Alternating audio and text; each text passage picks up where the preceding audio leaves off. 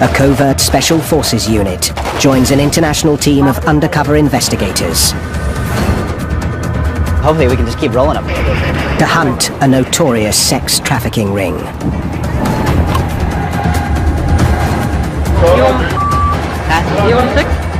Their mission is to save thousands of women forced to be sex slaves. They don't know they'll be beaten. They don't know that they could be murdered. They don't know they could be gang raped. Their target is a sex ring. Get her! Get her! Earning millions of dollars trafficking women from Central Asia. A ring that will kill to survive.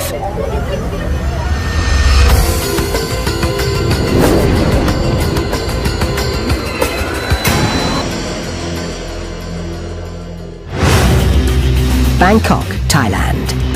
The place the Thais call the City of Angels. An economic hub. A trading center for goods from every corner of the globe. But at night, Bangkok transforms.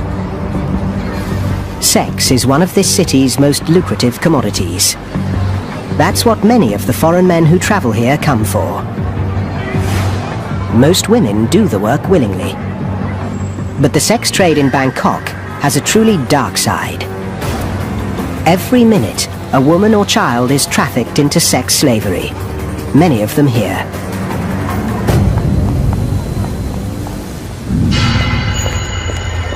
Steve Galster heads the Freeland Foundation. Their mandate to hunt down animal traffickers brought him to Bangkok a decade ago. Today he has a new target: the brutal sex trafficking rings that use Thailand as their base. Sex trafficking is modern-day slavery. The issue is, once you are in a situation that you want to get out of and you can't, you lose your free will, you're a slave.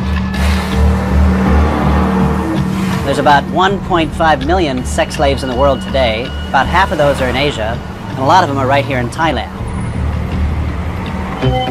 One of the country's most notorious rings is run by Uzbeks. They lure women from their impoverished country with the promise of a legitimate job. Then they force them onto the street.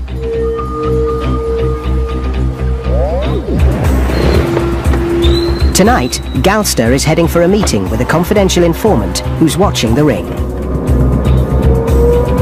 He can't risk being followed. This is an industry worth $35 billion worldwide. The traffickers will protect their profits at any cost. Stakes for everybody are really high on this operation. The people at the top of this chain, they've lost their humanity. I would love to see them behind bars. That's why I'm involved. This is crazy. It's the 21st century and we still got a lot of slavery going on. Galster meets the informant near the red light district. ขอบคุณที่มาเจอกันว่าตอนนี้เราเห็นว่ามีผู้หญิงอุซเบกเยอะๆแต่ว่าผมสงสัยว่ามีผู้หญิงหรือผู้ชายที่เป็นมัมสานหรือที่เป็นหัวหน้าแต่ไม่รู้เป็นใครนะครับก็ไม่แน่ใจเหมือนกันว่าเป็นผู้หญิงเพราะว่ามีหลายกลุ่ม Despite the danger, the contact agrees to keep informing on the ring.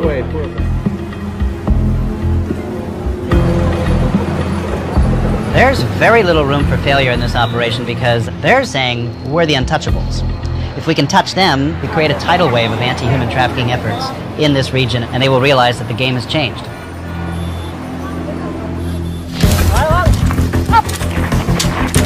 Steve Galster is not alone in his quest to bust the Uzbek ring. Joining him is a special team trained to fight terrorism. I don't really know who they are exactly because they are basically a Thai government unit that conducts black operations work. They infiltrate and try to take down mean, powerful individuals and organizations. And working with them is a legendary figure. 2 decades ago, General Chanfut led the country's assault on the Russian mafia. ตอนนี้ได้สัก15 นาทีครับเราได้ไปถึงภายใน15 นาทีจะได้ดูเป้าหมายเลย Today, Thailand's anti-human trafficking division has recruited him to help take down the Uzbek ring. ในโลกจิตนี่มันควรจะอยู่ในสังคมคนธรรมดาไหมก็ต้อง eliminate ขจัดออกไปถูกไหมกระเทือนใจหมด ต้องเป็นลูกหลานคุณนะเป็นไงบ้าง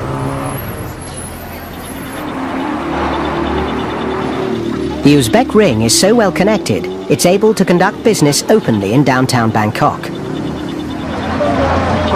How much for boom boom? But the women are so carefully guarded by their controllers, the only way to film them up close is with a hidden camera. How much? And the whole night? อย่าชิดซ้าย According to General Chanvut, the ring's headquarters is a Bangkok hotel called The Grace. แต่ข้างหน้านี่คือโรงแรมเกรสโฮเทลชัดเจนป้าย นี่คือแหล่ง เนี่ยคือแหล่งเนี่ย General Chanvut believes the ring is here because the hotel has a lot of Middle Eastern clients. He's discovered that if they want commercial sex, they often want a white Muslim woman rather than a Thai. ไปได้สลองใช่ไหมเป็นมิดเดิลอีสต์หมด For months, the General and his team have targeted the Grace Hotel. เพื่อจะมาคุมอีกทีนึง พวกนี้ก็โดนบังคับมา Tonight, he picks up a lead. An undercover hears about an Uzbek sex slave beaten for not making her bosses enough money. Word gets through that Steve Galster may be able to help. It takes days, but the woman finally contacts him, and he secretly brings her to a safe house. Her code name is M, and she's scared. The traffickers have her passport, so she can't leave Thailand. If they discover she's talking to Galster, they could hurt her and her family back in Uzbekistan. I cannot sleep now. Oh, thinking passport ticket, where now? My photo picture, mama, baby. To help the police bust the traffickers, Galster's brought together an international team of investigators dubbed Operation Graceland. Their first task is to help M. Onkuri Kumar is the intelligence officer responsible for analysing everything uncovered about the ring. Doug Peters is a former US special agent. For 20 years he worked undercover to bust some of America's most dangerous criminals. This is very familiar. Natasha Ivanova is the team's translator, fluent in Russian and German. Problem now too much I won't finish this problem. Yeah, I understand. Galster learns that M is divorced. She has a son but no way to care for him. Look at the photos. Desperate for a job, she was tricked into coming to Bangkok, where she was handed over to a woman named Rano. Как-то я думала, как я в Москве раньше работала, так же думала. Я даже хватила с собой такой одежды малярной. Это тоже захватила с собой. Я сюда приехала, и этот Рано мне сказала, что это самое. Так же я думала, откуда знала, что таком проституткам работает. M believes Rano is connected to the Uzbek ring. The task force agrees to help her recover her passport and escape. She promises to take them inside Bangkok's sex trafficking gangland and help them find Rano. I don't think it's going to take more than an hour. M knows that Rano works from a notorious Bangkok nightclub. Doug Peters believes he and Galster can get in wearing hidden cameras.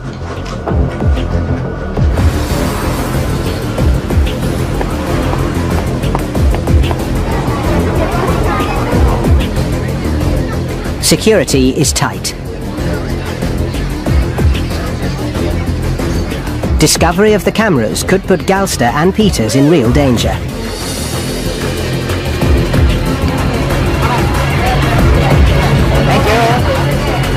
Now the two men have to move fast. They must find Rano before she discovers that M has betrayed her and is trying to escape.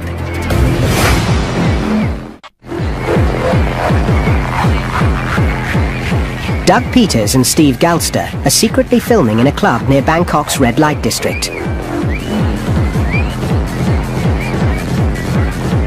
Their target is an Uzbek woman named Rano. They know this is a club that she often frequents. They're trying to find Rano so they can set up her arrest and help an Uzbek sex slave named M escape from Rano's control.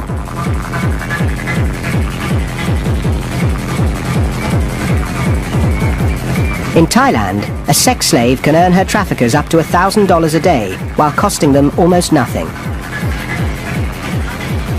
It's the perfect crime. The commodities, if you will, pay for their own overhead. They pay for their rent, their food, they pay even for the right to have the job. Peters and Galster take a good look around the club. This is a place where Middle Eastern and Indian men go to meet women. The perfect venue for Rano.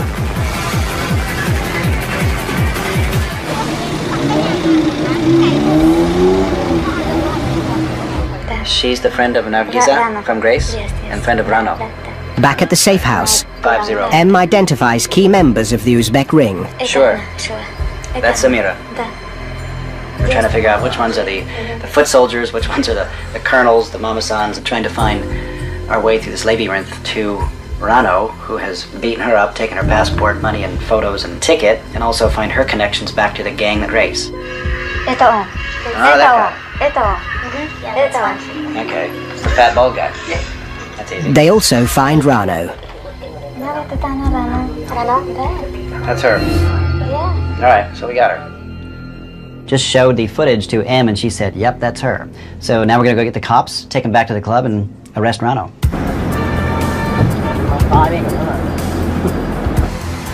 The local police want to keep a low profile to avoid a confrontation. So Peters agrees to go into the club and bring Rano out.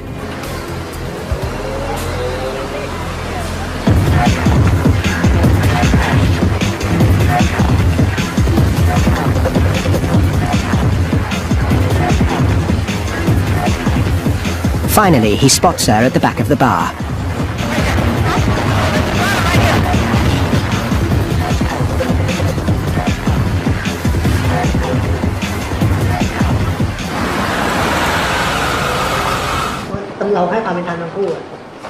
At the police station, M insists on confronting the woman who deceived her and kept her here in Bangkok.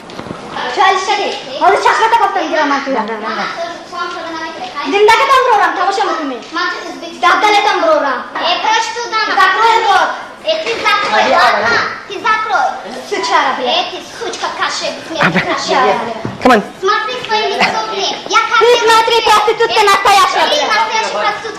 The police decide there isn't enough evidence to charge Rano.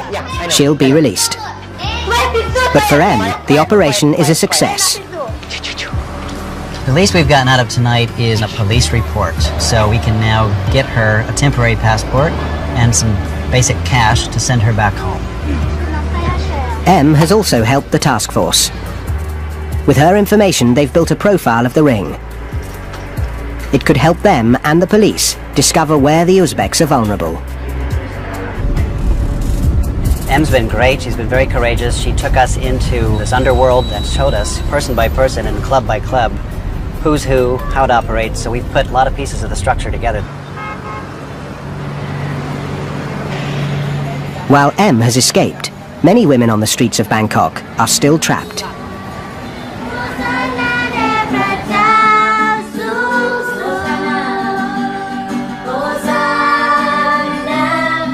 But not all women are forced into the sex trade. In Thailand, without a better way to earn a living, thousands enter it by choice. It's something Annie Dieselberg knows better than most. She runs an international organization called Nightlight. It's dedicated to helping former prostitutes leave the street and forget the past. These young women feel like they have no options in life. We're trying to offer her the freedom to choose, the freedom to live a better life, to pursue her dreams. Choices Dieselberg also wants to offer the Uzbek sex slaves. She's joined the task force to provide protection to any woman rescued. Tonight, Dieselberg is heading for the red light district, as she has for the last 17 years. If we get to know their story, it would only be because we've helped them out. Otherwise, we only know little bits and pieces. But this outreach is different. Tonight, Dieselberg's taking a member of the task force right into the heart of the Uzbek operation. There's an Uzbek girl that just went down that way. Matt Friedman is the head of the United Nations Interagency Project on Human Trafficking. He's fought sex slavery for 25 years, driven by the memory of a 15-year-old girl in an Indian brothel. Once had a young girl actually see that I was there, come up to me and literally wrap herself around me and say, help me, they're doing terrible things to me. I was with a police officer and I said, okay, well, this girl's coming with us. And he said, no, she isn't. In the world that we're in now, they're not going to let us leave. I said, come on, we got to take her out. We left, came back with more police, but she was gone. At the end of the day, that child needed somebody to help her, and I wasn't there. Straight ahead is one of the new girls. It's one of the controllers, the smaller one. That's why she totally ignored us. Tonight, Friedman's here because Dieselberg's discovered that the Uzbek ring is growing fast. 10 years ago, I would walk through the area and I would see maybe 5 or 6 women in one place. But starting about 4 years ago, we could count as many as 80 women in a couple hours. Dieselberg's already had her life threatened by the Uzbek ring. But she and her team continue to offer a lifeline to any woman who wants help.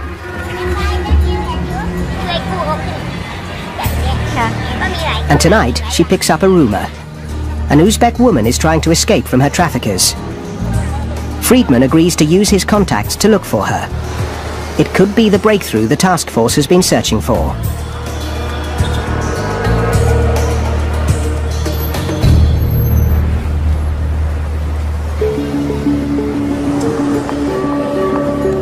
For days, Operation Graceland has been searching Bangkok for an Uzbek sex slave trying to escape from her traffickers. So, what do you got? I don't know, this is... Using his UN contacts, Matt Friedman thinks he might have found her. Got an interesting call last night. A young Uzbeki woman forced into kind of a prostitution ring. Her papers have been taken away. She's been threatened. This woman wants to get out, and she's desperate. Her code name is Anna, and it looks like she's not the only victim under the control of this ring.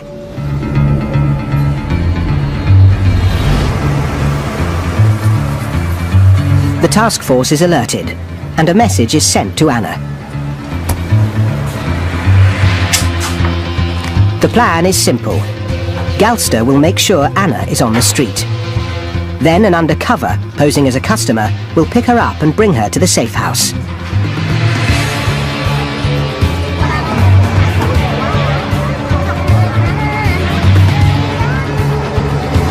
A block away from the hotel, Galster spots 3 Uzbek women. One of them is Anna, guarded by her controller. You want 6? How much is it? 1,500. For how long? 1 hour. After confirming that Anna is available, Galster calls in the undercover. Speak English? Yes. For 2-3 hours, 5,000? Okay. You want to go with me? 3 hours. I'm speaking also 5,000. She wanted to propose. She go for 3 hours for 5,000. Okay.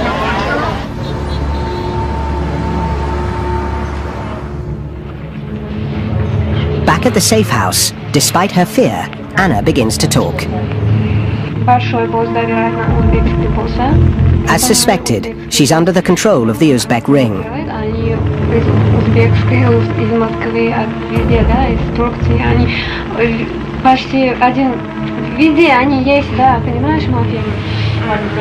It was this ring that lured Anna to Thailand.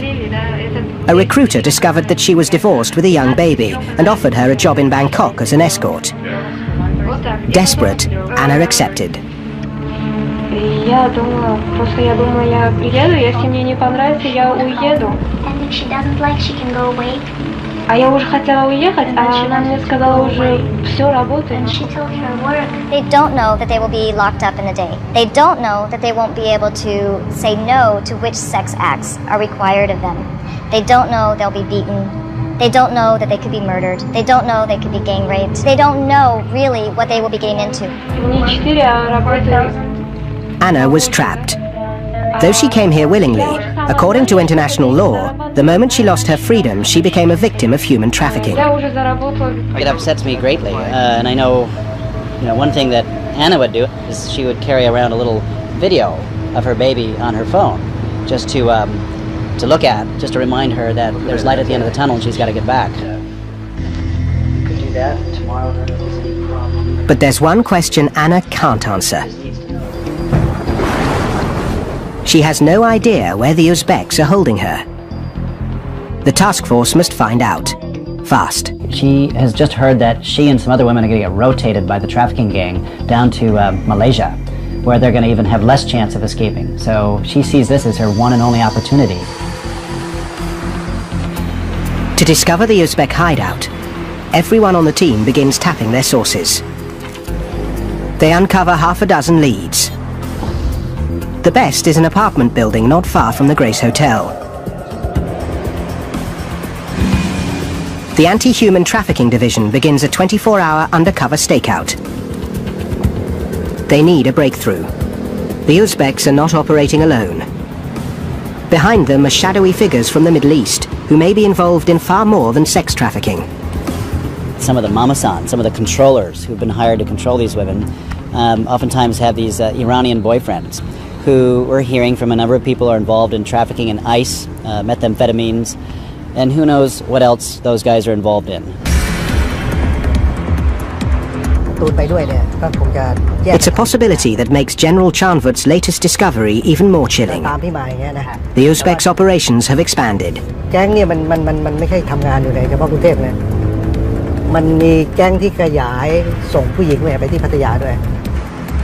Pattaya is another prime destination for sex tourists, and General Chanvut's next target.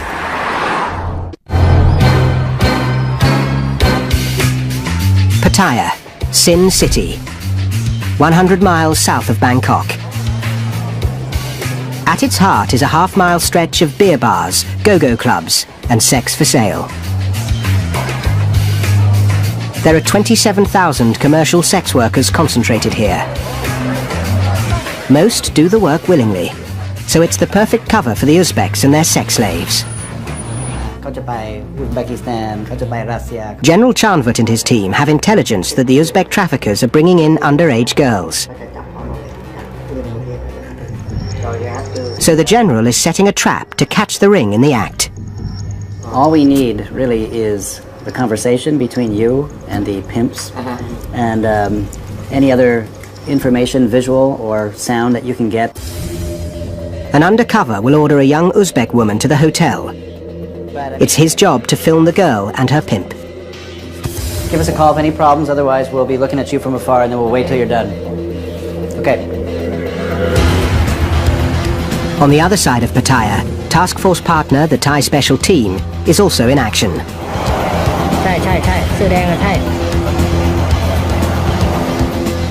They're staking out a hotel close to the downtown strip. According to them, this is the Pattaya headquarters of the Uzbek ring.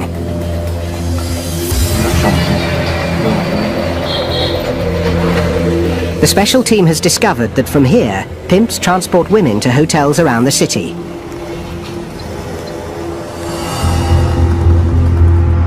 One of them is General Chanvut's hotel, where his sting has begun.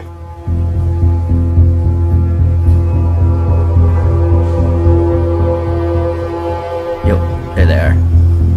Yep. That's the pimp and that's the girl. Okay.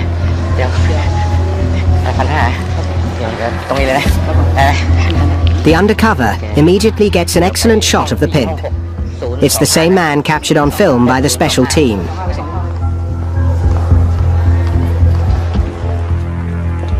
And back in his room, he finally gets the girl on camera. Where are you from? India. No, you're not Indian. With his job done, the undercover tells the girl he's changed his mind. Okay. This is a tip, okay? Okay. He gives her some extra money and sends her home. Back at the Uzbek base, the special team have identified the man in charge of delivering these girls, a Thai fixer dubbed M1.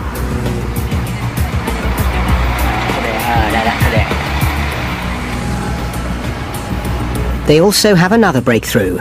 They single out the Uzbek woman running the Pattaya organization. The task force now has new evidence that could help them bust the Uzbeks. And back in Bangkok, the Anti-Human Trafficking Division confirms that this is the apartment where the ring is holding Anna. For the first time, Operation Graceland has a chance to rescue more than a dozen Uzbek women. In a local hotel, they prepare to hit the Uzbeks and gather evidence that could help them take down the ring.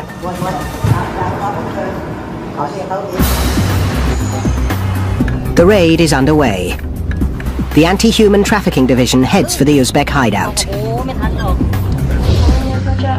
Anna is already safe.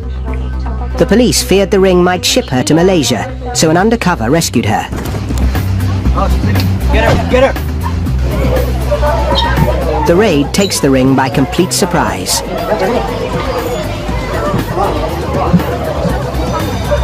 The Thai police discover 13 women crammed into the room.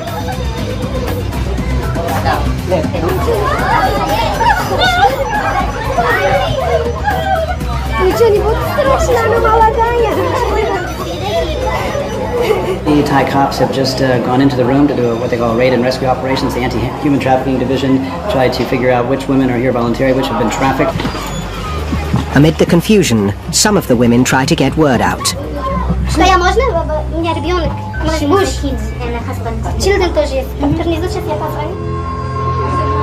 The police refuse, but the controllers still try to keep the women from talking by threatening them in Uzbek.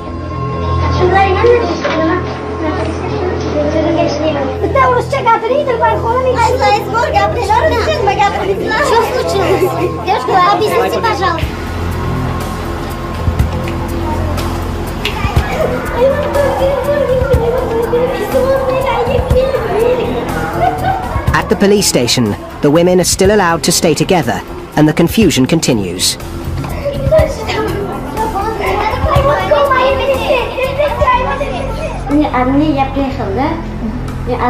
She arrived by herself. But the women stick to their story, many of them too scared of the ring to admit they've been trafficked. I want to know, who's your boss? I want to know if you were forced to come here, or you came on your own. What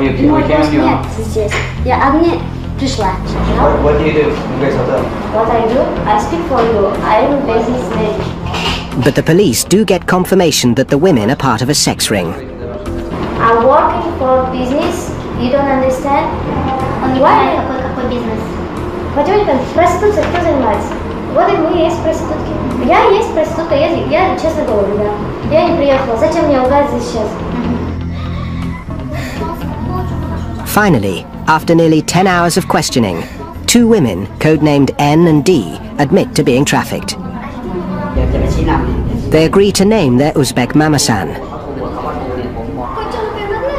They identify a woman codenamed Charlo, the same one who's tried all night to make a phone call. N and D are probably not the only victims of sex trafficking here tonight, but they're the only ones who ask for help. Annie Dieselberg agrees to put them in a private shelter to protect them from the trafficking ring. It doesn't take long for the ring to strike back at N and D.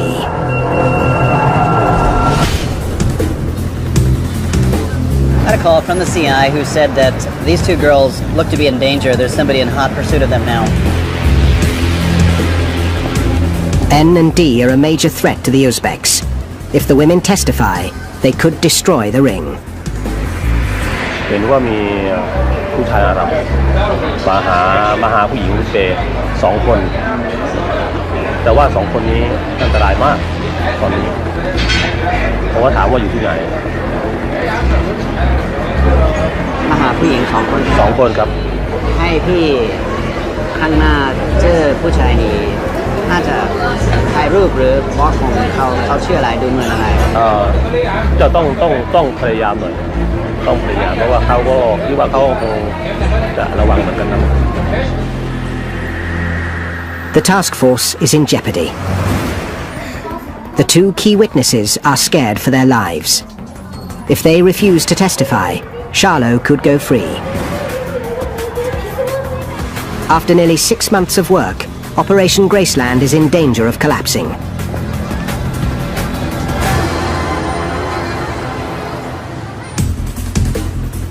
Without new evidence against her, the police release Charlo, the Uzbek mamasan. But the task force gets a break. She's met by someone they know, His code name is Moat. He's the Middle Eastern man who was hunting for N and D. Galster believes he's Charlot's husband and the ring's money man, one of the shadowy figures behind the Uzbeks. The special team has been searching for Moat for months. Now they set up surveillance to track him. He leads them right back to the Grace Hotel. The special team discovers that Moat operates out of the hotel cafe. Running a rolling stakeout, they notice that he's connected to two other men. To uncover their role in the ring, the special team puts both men under intensive surveillance.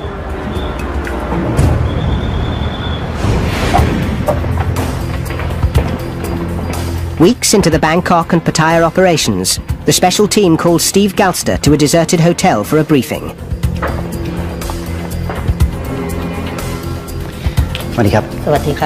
Even he's not allowed to see their faces.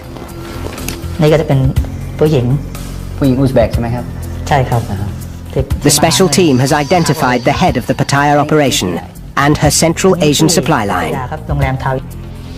พฤติกรรมก็เป็นผู้จัดหาผู้หญิงมานะครับมาจากรัสเซียหรือต่างชาติอะไรมาอยู่ที่พัทยาแล้วก็จะมีคุณเซรามิกพฤติกรรมเป็นผู้จัดการกลุ่มผู้หญิง He also gets a look at the Bangkok surveillance footage. ที่นาครับผมนาเกรซใช่ไหมครับ ครับผม And the men connected to Moat and the Uzbek ring. เหมือนกันที่เราสังเกตดูนะครับจะมีคนคอยดูแลคอยติดต่อเหมือนกันผู้ชายสองคนเป็นเขาเป็นใครนะครับครับผมก็เป็นคอยติดต่อคอยดูแลผู้หญิงเหรอครับผมไม่ใช่คนไทยครับ It's great information. Who's the boss? You know, who's marketing the women? Who's handling the money? All that kind of stuff. It's very, very impressive. For the special team, it's also very personal. ที่เราได้มาก็คือชุดนี้มาเป็นขบวนการที่ว่าค้ามนุษย์นี่เพื่อเบียดเบียนสังคมทำให้สังคมแทนที่จะดีขึ้นก็ไม่ดีขึ้นถ้าเราจัดการได้มันก็จะดูสวยขึ้นมานะพูดถึงสวยงามขึ้นมาเยอะเลย Back in Bangkok, Charlot returns to court. N and D arrive for the first time. Both women are under tremendous pressure. Facing death threats from the Uzbek trafficking ring, N and D change their stories. It's been a bad day for the case against Charlot because the two people testifying against her, the two main witnesses, have flipped their stories completely and basically perjured themselves.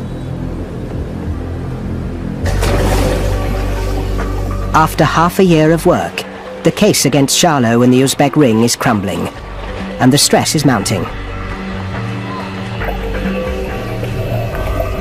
Steve Galster is aware that instead of helping women like N and D, he may be putting their lives in greater danger.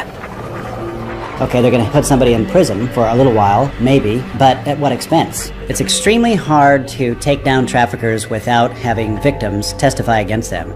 But we got to give it a try, and it requires getting inside, surveilling very professionally, not letting them know that you're coming, no leaks. And that's exactly why we've gone to the special team to bring these guys down. And the special team is already working on a new lead. They have information that a member of the Uzbek ring may be vulnerable. Rehearsals for a sting operation are underway. The success of Operation Graceland now depends on them.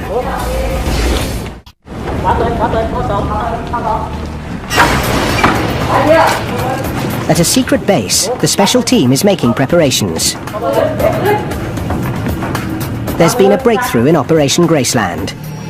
The task force has enough evidence to back a bust on a member of the Uzbek trafficking ring.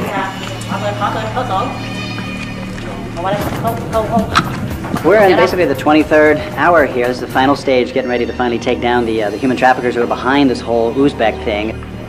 The special team is planning a surgical strike. The target is one of the top ties in the ring. ที่เราจะเข้าไปจับกุม M7 ที่เราได้ติดตาม ครับผม He's highly dangerous, and the assault team will be taking no chances. จะมีพวกมีสแนปเปอร์มีอะไรที่เป็นกองกำลังหนุนไว้ถ้ามีปัญหาอะไรก็เป็นสแนปเปอร์จะเป็นตัวช่วยหน่วยที่จะเข้าไปจู่โจมจับกุมครับผม A force of 20 men will pluck the man known as M7 from his car and hope to use the threat of jail time to turn him into an informant. In other words, get him to provide information so they can climb the ladder toward the top, which is the hardest and longest but most important thing that they got to do.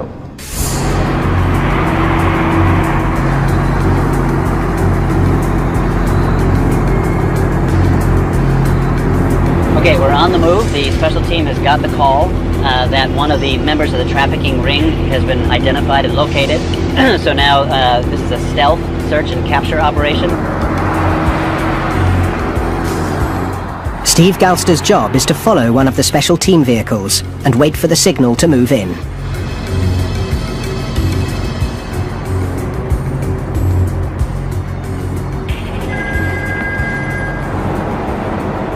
Yep. Yep.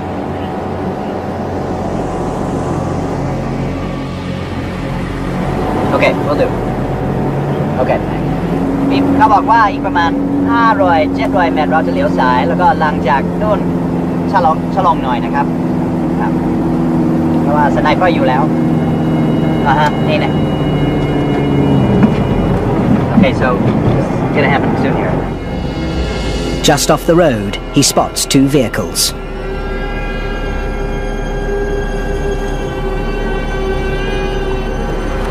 Then, the assault team moves in. Go.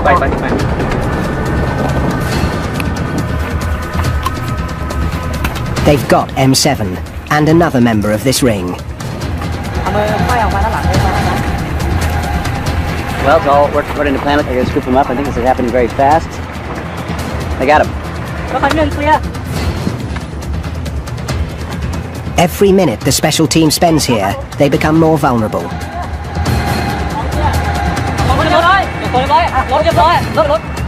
Within minutes, they're finished. The traffickers are taken away, and the operation is over.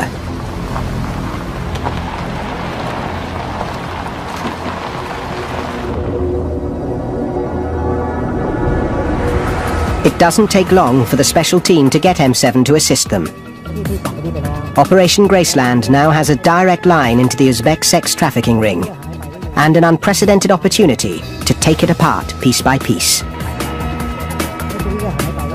ผมรู้สึกว่าผมได้ช่วยทำบุญกับพวกผู้หญิงที่ถูกเขารัดเอาเปรียบต้องการเห็นพวกที่เป็นโจรทั้งหลายคนไม่ดีทั้งหลายเนี่ยต้องติดคุกติดตาราง Operation Graceland is not over. We've started to expose and unravel a network. I'd like to think that what we've done is punctured a hole in a big, giant wheel driving this organized crime machine. So it might actually look for a while like nothing's happened. But if we keep punching away, which we will, I think we can bring this machine down to a grinding halt. We got to keep going.